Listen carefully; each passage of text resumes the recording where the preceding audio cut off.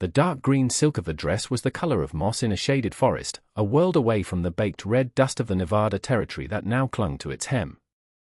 Lin Mai stood motionless on the warped porch of the Argenta General Store, the fabric a cruel reminder of the life that had been snatched from her. The dress had cost her father a small fortune in San Francisco, an indulgence he had called it, a disgrace. Now, it was the only thing of value she possessed, and it felt like a burial shroud. Her father, Bao, stood beside her, his face a mask of cold fury. In his hand, he held a document freshly signed by the territorial clerk. It was not a deed for a new mine or a contract for timber. It was a marriage certificate, bearing her name and the name of the American who stood before them, his hat held respectfully in his hands. The man's name was Owen Beck. He was tall and weathered, with eyes the color of a faded blue sky and hands that looked as hard as sun-baked earth. He had not spoken a single word to her. The transaction was complete. Owen Beck had owed her father a significant sum, a debt that had hung over his small ranch like a storm cloud for 2 years. Now, that debt was erased. Mai was the final payment. She was no longer the daughter of a mining tycoon. She was the property of a stranger, a punishment for her extravagance, a lesson in humility to be served in this desolate corner of the world. Owen Beck's gaze was not unkind, but it was steady and unreadable. He looked at her father, then his eyes flickered to her, taking in the fine silk, the intricate embroidery, the pale, defiant set of her face. He gave a short, formal nod, as if acknowledging receipt of a piece of freight. Bao turned to her, his voice low and sharp, speaking in their shared tongue so the American could not understand. "You have shamed our name with your foolish spending. You chased the fashions of Western women and forgot your place. Here, you will learn its meaning again." He gestured with a flick of his wrist at the dusty street, the clapboard buildings, the vast, indifferent expanse of sage and rock beyond. "You will learn the value of $1, the weight of a day's work. You will learn humility here. Or you will perish. It is no longer my concern." He did not say goodbye. He simply turned, his expensive leather boots making a sharp sound on the wooden planks, and walked to the waiting carriage. He climbed inside without a backward glance. The driver cracked the whip, and the carriage lurched forward, kicking up a cloud of red dust that settled over Mai, coating the fine silk of her dress. She was alone. Utterly, terrifyingly alone, on a porch in a town she did not know, beside a man she did not know, with a future that was a blank, terrifying void. The silence stretched, broken only by the buzz of flies and the distant clang of a blacksmith's hammer. Finally, Owen Beck spoke. His voice was deeper than she expected, a low rumble like stones moving at the bottom of a river. He said, and that was all. He gestured toward a simple wagon hitched to a sturdy-looking mule. A few sacks of flour and beans were already loaded in the back. It was clear this was their transport. This was her new life. She did not move. Her feet felt rooted to the spot. To step off this porch was to accept the unacceptable, to surrender the last remnant of her identity. But where could she go? She had no money, no allies, no knowledge of this harsh land. Her father had been methodical in his cruelty. He had not just exiled her, he had erased her. Owen waited, his patience a tangible thing. He did not rush her or command her. He simply stood, his hat in his hands, waiting for her to make the only choice she had left. After a long moment that felt like an hour, she gathered the dusty hem of her green dress, took a breath that felt like swallowing sand, and stepped down from the porch. The journey to his homestead was made in near total silence.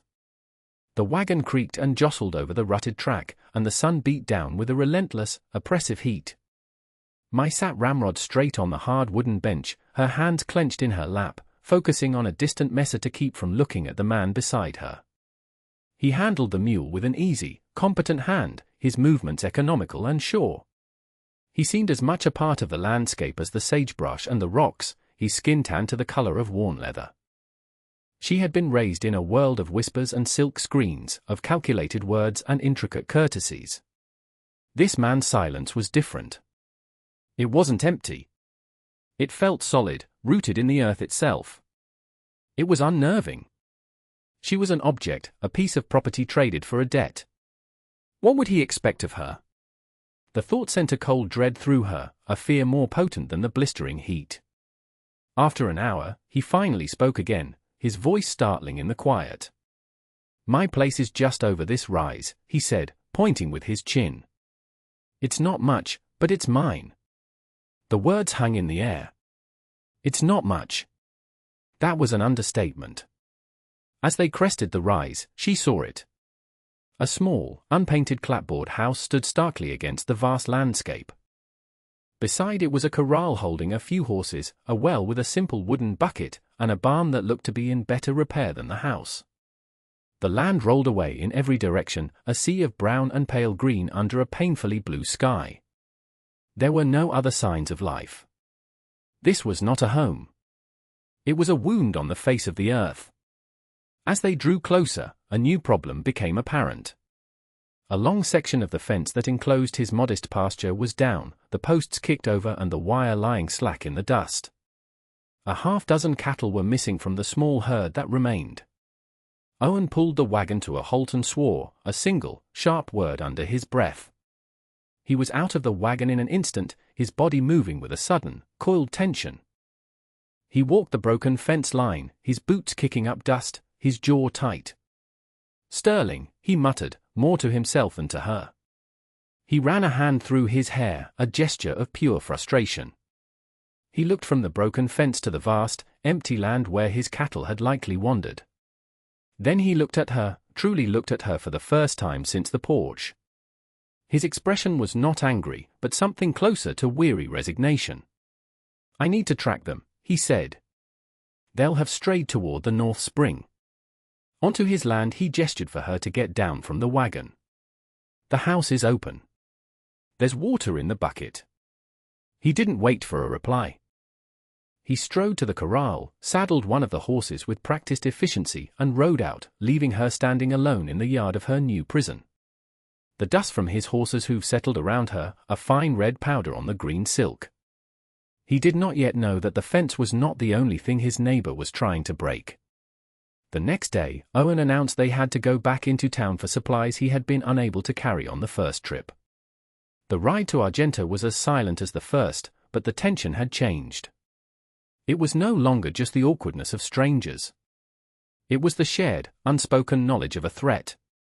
Owen had managed to haze his cattle back onto his property, but the message from his neighbor had been delivered. Argenta was a small, dusty collection of buildings that baked under the Nevada sun. As they walked toward the general store, Mai felt the eyes of the town upon her. Men on the saloon porch stopped talking. Women sweeping their stoops paused to stare. They saw her fine silk dress, so out of place it might as well have been a royal gown. They saw her face, her features so different from their own. And they saw her walking beside Owen Beck, a man they all knew to be a quiet homesteader struggling to make ends meet.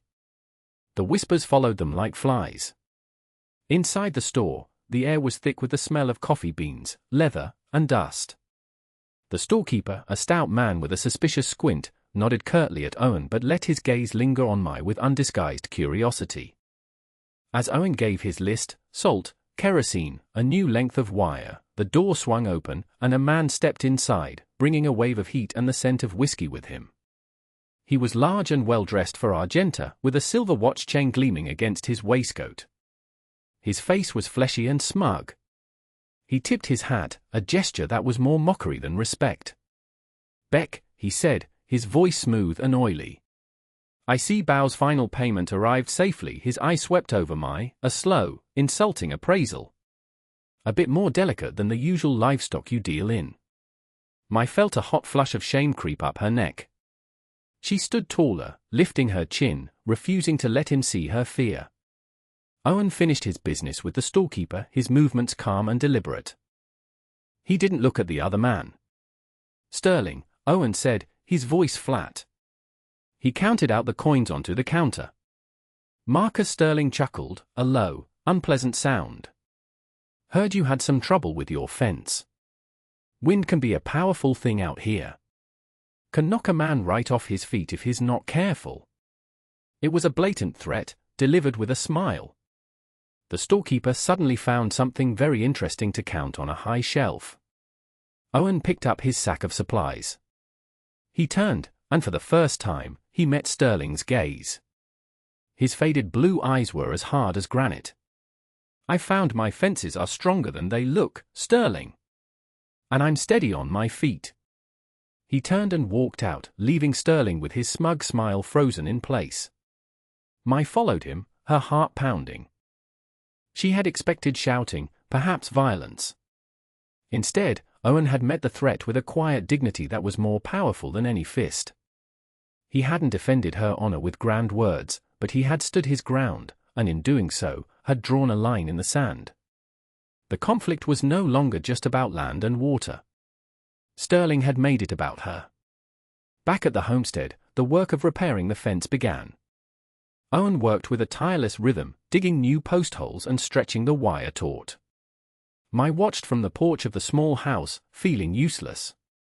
This was a world of physical labor, of sweat and muscle, and she knew nothing of it. She had been trained in calligraphy, in the art of the tea ceremony, in managing a household of servants. None of that had any value here. After an hour, she could bear the idleness no longer. She carried a dipper of cool water from the well out to him. He stopped, surprised, and took it from her, his calloused fingers brushing against hers. He drank deeply, the water tracing a line down his dusty throat. "Thank you," he said, his voice rough. He handed the dipper back. He looked at the blisters already forming on his hands from the hard work. "This land, it asks for everything you have." He wasn't complaining. It was a simple statement of fact. He looked out at the valley, his valley, and a flicker of something she couldn't name crossed his face. It wasn't pride, exactly. It was something deeper, a connection to the soil itself. "It is a harsh place," she said, her own voice sounding foreign and formal. He nodded. "It is. But the light in the morning," he said, gesturing to the east. "And the quiet at night, there's a peace to it, if you can find it." He was showing her something, she realized. Not just his land, but a piece of himself. He was not the unfeeling brute she had feared. He was a man of quiet substance, of deep-rooted strength. The next afternoon, the danger escalated from veiled threats to immediate, physical peril. A large, mean-tempered bull from Sterling's herd had somehow found its way through the newly mended fence. It had cornered one of Owen's 2 milking cows against the side of the barn, its head low, snorting and pawing at the dry earth. Mai had been trying to coax a few stubborn vegetables to grow in a small patch of earth near the house when she heard the cow's distressed bellow. She saw the scene and froze, a cold knot of fear tightening in her stomach. The bull was a mountain of muscle and fury, its horns long and sharp. Owen came running from the corral, holding only a length of thick rope. He didn't hesitate. "Get in the house, Mai," he yelled, his voice sharp with command. "Now!" She backed away, her feet clumsy, but she couldn't take her eyes off the scene. Owen didn't approach the bull head-on. He moved in a wide circle, his steps light and deliberate, like a dancer. He talked to the animal in a low, steady voice, a stream of calming nonsense. The bull's attention shifted from the terrified cow to the man. It lowered its head and charged. Mai stifled a scream. Owen didn't run. At the last possible second, he sidestepped, and as the bull thundered past, he slapped its flank hard with the coiled rope. The bull bellowed in frustration, skidding to a halt and turning. It charged again. Again, Owen dodged, his movements fluid and precise. It was a terrifying ballet, a contest of nerve and agility against brute force. He was luring the animal away from the barn, toward the open gate of the corral. On the third charge, he wasn't quite fast enough. The tip of a horn caught his arm, tearing through his sleeve and gouging a long, bloody gash from elbow to wrist. He grunted in pain but didn't falter. He used the bull's momentum to guide it through the corral gate and slammed it shut, trapping the beast inside. He stood for a moment, breathing heavily, his hand pressed against his bleeding arm. The immediate danger was over. That night, the small house felt even smaller, the silence between them thick with the day's events. Owen sat at the simple wooden table while Mai tended to his arm. The gash was deep and angry-looking.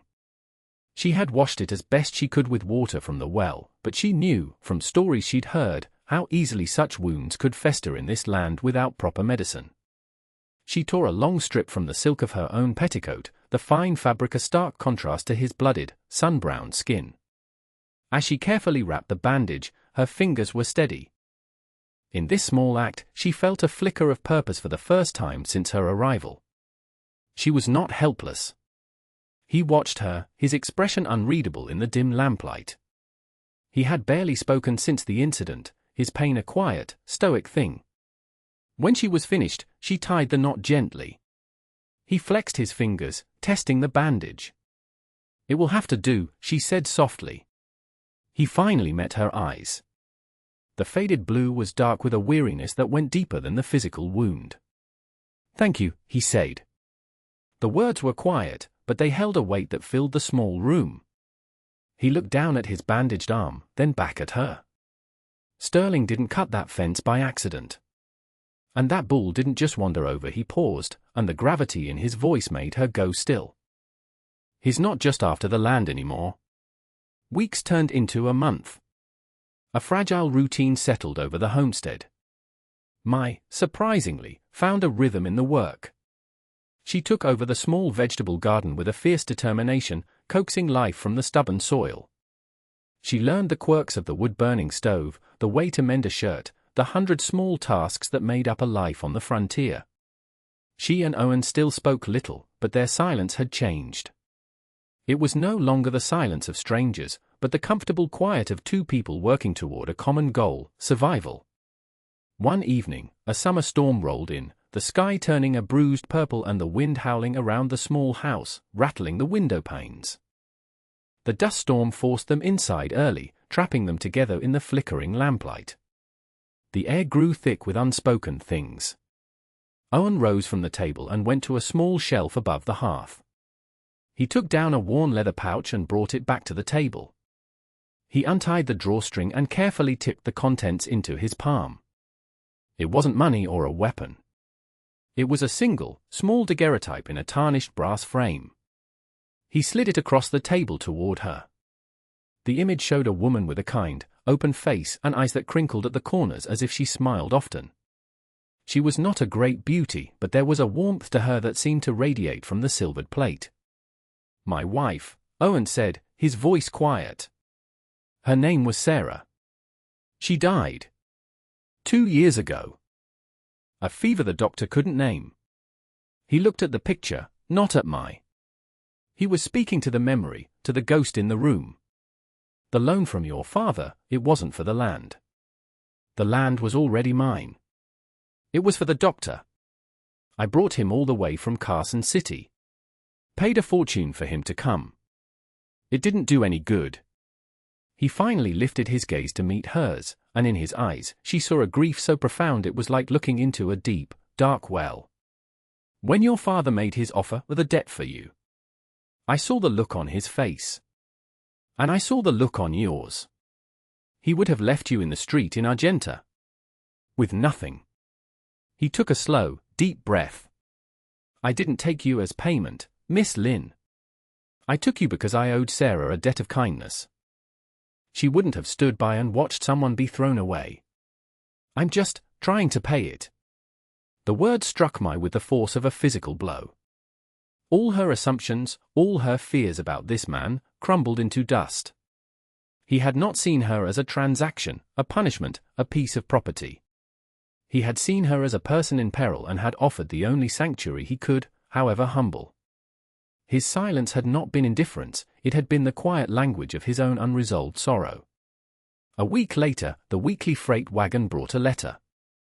It was from her father. The envelope was crisp, the handwriting precise.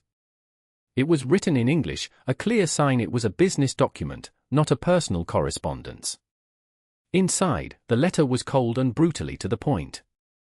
He was formally notifying Owen that the dowry he had promised, the final settlement of their arrangement, would be the deed to a 100-acre parcel of land bordering Owen's property. Mai knew the parcel. It was a worthless stretch of alkali flat, without water or grass, land that even the coyotes avoided. It was a final, calculated insult, a way for her father to claim he had met the terms of their agreement while providing nothing of value. It was a piece of paper designed to humiliate them both. But the true danger arrived 2 days later. Marcus Sterling rode into the yard, and he was not alone. Beside him was a man with a silver star pinned to his vest, a territorial marshal. Sterling dismounted, a triumphant smirk on his face. "Beck," he called out. "I have some business with you." Owen came out onto the porch, my right behind him. The marshal stepped forward, holding a sheaf of papers. "Owen Beck? I have here a legal claim filed by Mr. Bow of San Francisco. He has sold his interest in your outstanding debt to Mr. Sterling." Sterling held up his own document. The agreement was that the debt would be cleared upon receipt of a suitable dowry. A judge in Carson City agreed that a deed to useless land does not qualify. Therefore, the original debt is still valid. And I own it. The full amount is due in 30 days. It was a trap, perfectly sprung. Her father's spiteful letter had been the bait. Sterling had used his money and influence to turn it into a legal weapon. There was no way Owen could produce that much cash in a month. The ranch, the well, the land he had poured his life into, it would all belong to Sterling. Despair, cold and sharp, pierced my. She had just begun to feel the fragile shoots of a new life, and now it was all to be torn away. But as she looked at Sterling's gloating face, the despair hardened into a cold, clear anger. Her father had underestimated her. They all had. She still had one weapon left. Tucked away in her trunk was a small jade pendant, a gift from her grandmother. It was her last link to her old life, a piece of her history. That night, she made a choice. The next morning, she rode into Argenta with Owen. While he met with the clerk to review the legal papers, a futile gesture, she went to the town's assayer. She sold the pendant for a fraction of its worth, the cash feeling heavy and strange in her hand. She took the money not to the general store, but to the telegraph office. She knew her father's business dealings intimately. His greatest fear was not losing money, but losing face, especially among his American investors in San Francisco. His reputation for being a man of his word was the bedrock of his empire. She wrote out the message, her hand steady. It was addressed to her father's primary partner, a cautious man named Thompson. The words were carefully chosen, a mix of Chinese subtlety and American directness. Father's arrangement in Argenta questioned. Local dispute threatened stability. Honorable solution required to protect shared interests. She handed the message and the money to the operator. As the clatter of the telegraph key began, she knew there was no turning back. She had not merely asked for help. She had declared war on her own father, using his own code of honor against him. She had burned her last bridge, all for a quiet man and a small piece of land under a vast Nevada sky. 3 months passed. The blistering heat of summer softened into the golden, hazy light of early autumn. The change in the season was mirrored by the change at the homestead. 2 weeks after I sent the telegraph, a packet had arrived from a law office in San Francisco. It contained a bank draft for the full amount of Owen's original debt, and a new, ironclad deed to his property, free and clear, already filed with the Territorial Land Office. There was no letter from her father, no message at all. Bow had chosen to protect his reputation. In silencing the problem, he had unwittingly set her free. With the threat from Sterling gone and the land secured, a new life took root. Mai's garden thrived, producing a surprising bounty of squash and beans. She had traded the last of her fine silk garments, save for the dark green dress, to a freighter's wife for a half-dozen laying hens. She now wore practical denim and cotton, clothes made for work, not for show. The green dress lay carefully folded in her trunk, a relic of a person she no longer was. Owen had used the security of the deed to purchase a dozen more head of cattle. The ranch was still small, but it was no longer struggling. It was solvent. It was growing. The work was still hard, the days still long, but now it was work of building, not just surviving. The quiet between them was now a shared language of partnership. They moved around the small house and the yard with an unspoken understanding, their tasks interwoven, their lives becoming a single, sturdy braid. One evening, as the sun set, painting the western sky in shades of orange and rose, Owen came in from the corral. He washed his hands at the basin, the scent of hay and horse clinging to him. He didn't speak, but walked over to where she stood by the open door. He held out his hand. In his palm lay a small, smooth river stone, worn grey by water and time. "I found it by the spring," he said. The spring Sterling had coveted. It was cool in the water. She took it from him. The stone was heavy and cool, its surface perfectly smooth. It reminded her of the jade pendant she had sold, but this felt more real, more valuable. It was not a symbol of wealth or status, but a piece of this land. Their land. He gently placed his calloused hand over hers, his fingers enveloping the stone and her own. His touch was warm and sure. "This place," he said, his voice low and earnest. "It's as much yours as it is mine, my." It was the first time he had used her given name. Not Miss Lynn. My.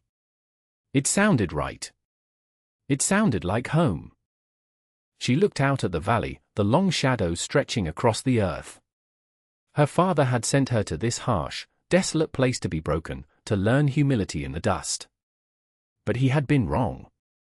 She had not been broken. She had been forged. She hadn't learned humility, but she had found her own, quiet strength. And in the steady company of a good man, she had discovered that a home was not something you were given or born into. It was something you built, stone by stone, day by day, hand in hand. And that brings us to the end of this one. If you stayed with me all the way through, thank you. Stories like this one only get told because folks like you sit down and listen. If you liked what you heard, go ahead and hit that like button. And if you want more stories from the old frontier, subscribe so you don't miss the next one. Until then, take care of yourself, and thanks again for being here.